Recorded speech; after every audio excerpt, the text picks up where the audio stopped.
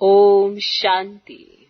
प्यार से यज्ञ की सेवा करो, कमाई कमाई है। तो जितना प्यार से सेवा करते हैं तो कमाई होती है। देखो, अगर आप प्यार से सेवा करते हो जैसे, तो समय इन साथ दे रहा है। अगर हम यज्ञ से प्यार से सेवा नहीं करते, अगर हम आलसी हो जाते हैं, तो फिर समय पर साथ नहीं मिलता। आपकी दिल तो बहुत होती है लेकिन साथ नहीं मिलता। तो ये अभी ड्रामा का जो साथ मिला है, अगर आप प्यार से यज्ञ की सेवा करोगे तो ये कमाई आपको समय पर साथ देती है। याद रखना ये बात। इसीलिए चाहे शरीर की कोई व्याधि भी होगी ना, एन समय पर बिल्कुल ठीक हो जाएगी, आपको कोई तकलीफ नहीं देगी। इसीलिए हमने कल भी कहा, प्रकृति आपको साथ देती है, समय आपको साथ देता है। माना आपकी दिल बहुत है, हलचल बहुत हो रही है, कि फिर भी आपने ऐसा, माना आपके बाबा के साथ इतनी लगन जुड़ी हुई है, आपको नहीं लगेगा लगन है, लेकिन अगर आप यज्ञ की प्यार से सेवा भी करते हो ना, तो वो कमाई भी आपको साथ देती है। तो कैसे नहीं करके। और अगर थोड़ा ऊपर नीचे आपने कुछ ऊपर नीचे किया, तो ना भी समय होगा ना, तो उठ के बाहर हो जाएंगे। ड्रामा ऐसे सीन भी दिखाता है। तो ये ड्रामा ने बहुत ऐसे सीन दिखाए हैं कि अगर यज्ञ की सेवा से प्यार है तो ना चाहते हुए भी माना आपको सारी प्राप्तियां होती जाती हैं। और अगर आपने कुछ ऊपर नीचे किया, अपनी स्थिति को ऐसे कुछ भी सोचा, तो फिर ड्रामा आपको वो सीन भी दिखाता है जो बाहर कर देता है। और आप सोचेंगे कि किसी और की कमी है। इसलिए मेरी बात याद रखना, ऊपर नीचे आपके साथ हो रहा है। अगर आपने कुछ किया है तभी आपके साथ हो रहा है। बाकी कोई किसी के साथ ना तो उसे आगे बढ़ा सकता है, ना ही कोई किसी को पीछे कर सकता है।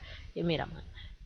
इसलिए मैं इस बात को मान के चलती हूँ कि कोई ये सोचे मैं पीछे रह गया तो इसके पीछे किसी और का हाथ है। नहीं, इसमें मेरा ही हाथ होता है, क्योंकि मेरी स्थिति गड़बड़ हुई है तो लॉस भी तो मेरा ही होगा ना, जन्म भी तो मेरा ही होना है, प्राप्ति भी तो मुझे ही होनी है। अभी भी आप संगम युग पर जो प्राप्तियां करना है, उसके आधार पर आपको सत्युग का जन्म मिलना है, तो वो प्राप्ति भी तो आपके इसी समय की है। तो याद रखना चाहिए, बहुत सारी चीजें याद रखेंगे ना तो कभी द्वंद्व नहीं आएगा। चलो चले। तो यज्ञ की सेवा से प्यार होना चाहिए, तो कमाई कमाई है। आराम से प्यार नहीं होना चाहिए। देखो, आराम करके क्या करोगे, ये तो शरीर वैसे ही खत्म हो जाना है। कितना आराम करना। जब आराम की जरूरत होती है ना, तो ड्रामा भी आपको आराम दिला देता है, और इस बात को स्वीकार करना होता है कि हाँ, हमने आराम किया है।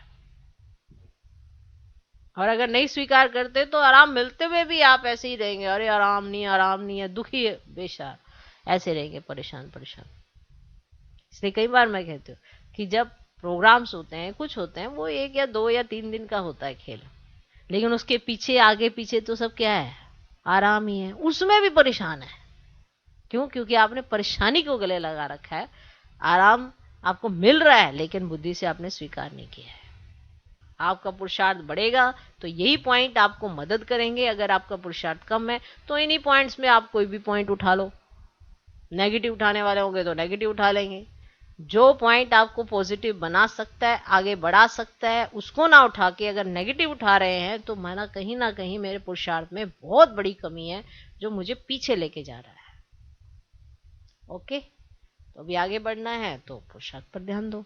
और पुरुषार्थ क्या है कि जो बाबा ने, जैसे साकार मुरली में क्या होता है, ये प्रैक्टिकल करने की चीजें होती हैं कि मुझ में अवगुण नहीं होना चाहिए, मुझे मीठा रहना है, मुझे सबसे संतुष्टता का सर्टिफिकेट लेना है, मुझे कैसे सबके साथ व्यवहार करना है, ये सारी चीजें प्रैक्टिकल बाबा ने बताई है मुरली में।